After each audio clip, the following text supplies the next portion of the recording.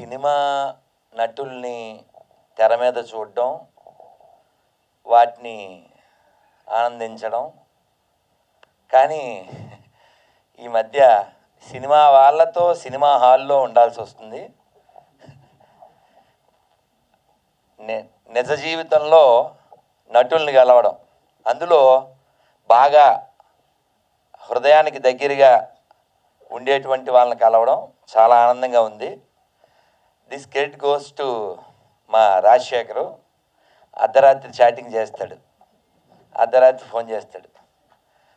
నేను ఇప్పుడు ఫోన్ ఎత్తే మళ్ళీ ఏదో ఒకటి చెప్తాడు, ఎక్కడో ఇరికిస్తాడు, ఎక్కడో పిలుస్తాడు అని నేను ఎత్తను. కానీ రేపు ఆ వాయిస్ మెసేజ్ పెట్టాడు తెలివిగా, ఆ ఫోటో పెట్టాడు 21 అని. నేను వినేసం వచ్చింది, నేను రేపు వెళ్ళిపోతాను, ఏమనుకోక నన్ను, నేను రాలేను, ఎక్కడో ఉంటాను పల్లెలో అని చెప్తే వాయిస్ మెసేజ్ పెట్టాడు, కాదు గురుగారు ఎల్లుండే 17 అని. బతికిచ్చావు, నన్ను నీళ్ళు పోసావు అని. అది ఈ కార్యక్రమానికి రావడం, భరణి గారు ఇందాక చెప్పినట్లు గులాబీలు ఇక పైన పోస్తాయి. ఎందుకంటే భరణి గారి ప్రస్తావన ఒకటి తేవాలి. వాళ్ళ నాన్నగారు ఆయన ఒక ఉద్యోగం చేయించారు, ఆ పెయిన్, చెయ్యి పుండు పడిపోవడం, ఇవన్నీ విన్నాం. అలాగే నో పెయిన్ నో గెయిన్. కాబట్టి ఆ పెయిన్ నువ్వు తీసుకున్నావు, ఇకపైన అంతా గెయిన్ ఉంటుంది, నీ బ్రెయిన్ అలా వాడేవు. కాబట్టి చక్కగా ఈ సినిమా థీమ్ ఏమిటి అని చెప్పాడు.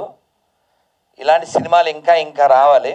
ఎందుకంటే అలాగే ఇప్పుడు భరణి గారు ఇంకో మాట చెప్పారు, ఒక్కడే, వాళ్ళ నాన్నగారు చెప్పిన మాట, ఒక్కడే ఉంటారా ఫ్రెండ్ అని.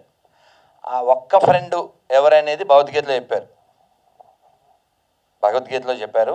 ఇందులో కూడా ఈ డాక్టర్ క్యారెక్టర్ వేసిన మా అశోక్ గారు ఆ పాత్ర కృష్ణుడి పాత్ర, ఆశీష్ వచ్చి అర్జునుడి పాత్ర. మనందరికి కూడా లోపల ఉండేటువంటి హృది సన్ని విష్ణు అని చెప్తారు భగవద్గీతలో. అలాంటి బెస్ట్ ఫ్రెండ్ మనందరి లోపల ఉన్నాడు. మనం చాలాసార్లు విన్నాం కూడా, ప్రపంచం అంతా మనం వాళ్ళని ఏదో నటులు అని అనుకుంటాం, కానీ మనకంటే వాళ్ళు బాగా నటించలేరు. అవునా కదా? అవునా కదా? మనం రోజు నటిస్తాం, వాళ్ళు ఓన్లీ సినిమాలోనే నటిస్తారు. అవునా కదా? అందుకనే భగవద్గీతలోనే చెప్పారు, జంతరగాడు బొమ్మలను ఆడించు రీతి మనందరినీ భగవంతుడు ఆడిస్తూ ఉంటాడు. మనం ఎప్పుడైనా కొమ్ములు విసిరితే ఓడిస్తూ ఉంటాడు. అందుకని వినయంగా ఏ విజయం వచ్చినా వినమ్రతతో తీసుకుంటూ మనం ఇంకా ముందుకెళ్ళాలి. అలాగే వీరేష్ గారు, రాజశేఖరు, వీళ్ళ బ్రదరు, వీళ్ళందరూ నిన్న వచ్చి కలిశారు.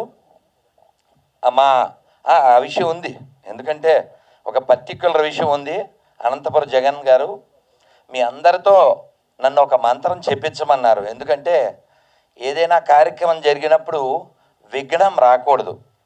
విజయం వస్తే ఏమవుతుందంటే ముందుకెళ్తాం, విఘ్నం వస్తే డీలా పడతాం. మన అందరం అప్ అండ్ డౌన్స్లో అప్సెట్ అయిపోతుంటాం. కానీ వాస్తవానికి ఎప్పుడైనా ఒక ఫెయిల్యూర్ వస్తే అప్సెట్ అవ్వకూడదు, అప్పలోకి వెళ్ళి సెట్ అవ్వాలి. అలా అవ్వడానికే నీ ప్రయత్నం. అలాగే సెట్ అవుతావు, తర్వాత హిట్ అవుతావు. గట్స్ ఉన్నాడు హిట్స్ ఇవ్వగలడు అని నిరూపించుకుంటావు కూడా. సో ఈ సినిమా రేపు 21 హిందీలో ఏమంటారు? ఇక్కీసే కదా. సో చిక్కీస్ తింటూ ఇక్కీస్తున్నాడు, మనం అంతా లక్కీస్ అవుదాం. సో నేను రాలేకపోవచ్చు, ఎక్కడ ఉంటాను, కానీ ఇది స్నేహం విషయంలో హద్దులు ఎదురా అంటూ అద్భుతమైనటువంటి టైటిల్ పెట్టారు. ఎందుకంటే మనందరం కూడా చాలా సాధించగలం. స్వామి వివేకానంద చెప్పారు, ప్రతి జీవిలో కూడా దివ్యత్వం గర్భితంగా ఉంది, దీన్ని వెలికి తీయడమే మానవ జీవిత లక్ష్యం. మనం ఎంత సాధించినా ఇంకా చాలా సాధించగలిగే కెపాసిటీస్ ఉన్నవాళ్ళం. కాకపోతే లేజీ అయిపోయి, క్రేజీ అయిపోయి మన యొక్క శక్తిని మనం మర్చిపోతుంటాం. కాబట్టి మనలో ఉన్నటువంటి ఈ శక్తిని మనం బయటికి తెచ్చుకుని, మనం ఎందుకు వచ్చామో ఈ భూమి మీదకి అది ఫుల్ఫిల్ చేసి వెళ్ళాలి. ఆ ప్రయత్నంలో భగవద్గీత మనకి చాలా తోడ్పడుతుంది. మా అనంతపురం జగన్ గారు ఒక శ్లోకం చెప్పన్నారు, మనం అందరం చెప్పే ప్రయత్నం చేద్దాం. ఉగ్రం.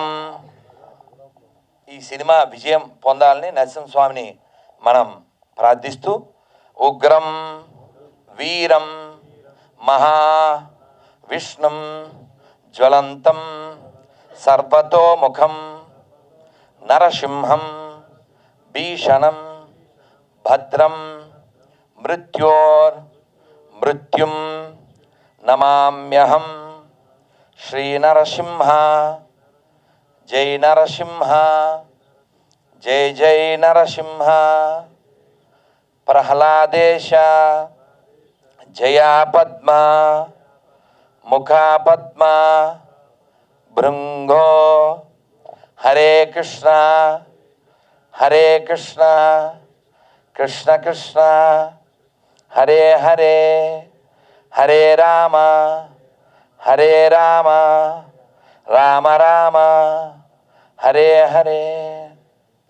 అలాగే ఇక్కడ మనం శివుణ్ణి తలుచుకోకుండా ఉండలేం. ఎందుకంటే ప్రతి తెలుగువాడు ఈ మధ్యకాలంలో శివరాత్రి నాడు శివుడితో పాటు మన తనికెళ్ళ భరణి గారు రాసిన ప్రతిదీ తలుచుకుంటున్నాం. మొన్న కూడా శివరాత్రి తలుచుకున్నాం. ఎందుకంటే ఇదంతా ఆటేగా. ఆటగదరా శివ ఆటగద కేశవ, ఆటగదరా శివ ఆటగద కేశవ, ఆటగదరా నీకు అమ్మ తోడు. కాబట్టి ఈ ఆట ముగిసిపోయే లోపల మనం వేటాడేసి మనం ఎందుకు వచ్చామో అది మనం పొందే ప్రయత్నం చేద్దాం. ఆ విషయంలో భగవంతుడి యొక్క తోడ్పాటు మీ చిత్ర బృందానికి అందరికీ ఉండాలని. అలాగే రాజీవ్ కనకాల గారితో చెప్పాను, మీ పేరు విన్నప్పుడల్లా నాకు రాముడు గుర్తొస్తాడండి అని. ఎందుకంటే అన్నమయ్య కీర్తనల చాలా బాగుంటుంది. రాజీవనేత్రాయ రాఘవాయ నమో సౌజన్య నిలయాయ జానకీశాయ. ఆయన సుమాషియ కదా, మరి సుమకి ఈశ్వరుడు కదా ఆయన. అందుకని మనం అందరం కూడా ఆనందంగా ఇలాంటి చిత్రాలు ఇంకా రావాలని, చిత్ర మాధ్యమం ద్వారా ఎన్నో అదే ఇందాక భరణి గారు చెప్పినట్లే ఆ మిథునం సినిమాని నాకు అది ఉన్నట్టు తెలీదు. అంటే సినిమాల విషయం మనకి తక్కువ ఉంటుంది కాబట్టి. కానీ ఒక స్వామి నన్ను తినేశారు, మీరు చూడాలని కూర్చోబెట్టి చూపించారు. ఇంక తర్వాత నేనే చూస్తూ ఉంటాను. ఎందుకంటే మన జీవితంలో ఉన్నటువంటి విషయాలు అందులో చూపిస్తూ ఉంటారు.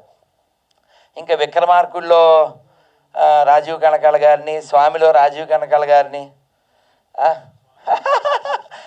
డిఫరెంట్ కదా, అన్నీ చూడాలి కదా. నటుడు అంటేనే అది కదా, నటుడు అంటేనే అది కదా. ఒక్క మాట చెప్పాలనిపించింది. ఇందాక పెద్ద ఎన్టీఆర్ శివుడు మీరు చూపిస్తే ఎప్పుడో లాంగ్ ఎగో విన్న మాట. ఓ గొప్ప దర్శకుడు ఈ ప్రపంచానికి పరిచయం కాలేదు అన్నారు ఒక ఆయన. ఎవరండి అంటే ఆయన్ని తొక్కేశారు అన్నారు. ఎవరు అని అడిగారు. అడిగితే ఎన్టీఆర్ అన్నారు, పెద్ద ఎన్టీఆర్.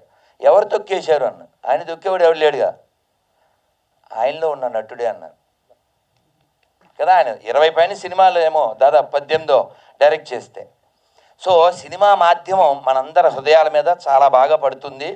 అది గుండమ్మ కథ కావచ్చు, లేకపోతే ఒక లవకుశ కావచ్చు, ఒక మిథునం కావచ్చు. అలాగే ఈ హద్దులు ఎదురా కూడా అందరి హృదయాల్లో మంచి పేరు తెచ్చుకోవాలని, మా వీరేష్ గారికి వీర విజయాన్ని ఇవ్వాలని, ఆ టైగర్ హిల్స్లా మీరు కూడా హద్దు లేకుండా ముందుకెళ్ళాలని, ఇంకా చాలా సినిమాలు తీయాలని, సినిమా ద్వారా పాజిటివ్గా ప్రపంచానికి సందేశం ఇవ్వాలని. అలాగే మీరు తెలివైన వాళ్ళు మరీ కూర్చోబెట్టి ముద్దపప్పులా కాకుండా మంచి థీమ్తో, మంచి మ్యూజిక్తో. వారి పేరేమిటి మ్యూజిక్ డైరెక్టర్? కమల్ గారు. వారు ఎక్కడున్నా ఈ సందర్భంలో వారి ఆత్మ ఆనందపడుతుందని కోరుకుంటూ, ఒకటి మర్చిపోయాను, మా గోపీచంద్ గారికి జన్మదిన శుభాకాంక్షలు. So happy birthday to you sir. మీరు ఇంకా సో తప్పనిసరిగా శ్రీకృష్ణ మద్రస్తు. మీరు చాలా అంటే అంటే నేను ఆ సినిమా కొంచెం చూశాను, బిట్టు వీరసింహారెడ్డి. అదొక వస్తుందిగా ఒక మాట, సాహసం రాజసం అది బాగుంటుంది.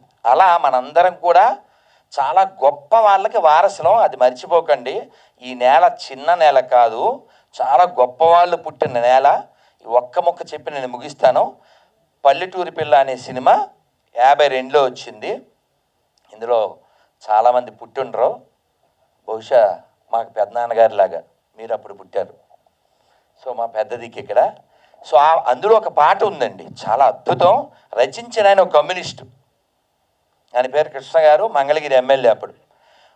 ఏమిటంటే అది, వీర రక్తపు ధార వారవోసిన సీమ, పలనాడు నీదెరా వెలనాడు నీదెరా, బాలచంద్రుడు చూడ ఎవడోయి, తాండ్ర పాపయ్య గూడ నీవోడోయ్, తాండ్ర పాపయ్య గూడ నీవోడోయ్.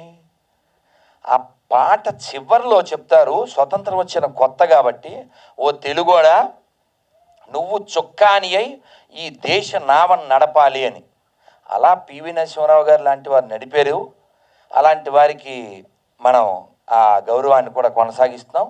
అలా ఈ తెలుగు నేల మీద చాలామంది మనకు ఆదర్శప్రాయులు ఉన్నారు.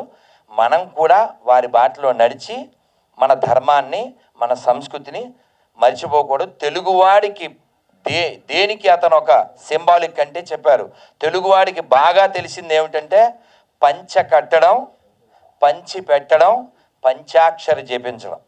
అలాగే వాడు మగాడ్రా బుజ్జి అనే పంచులు కొట్టడం, మరి అంతేగా.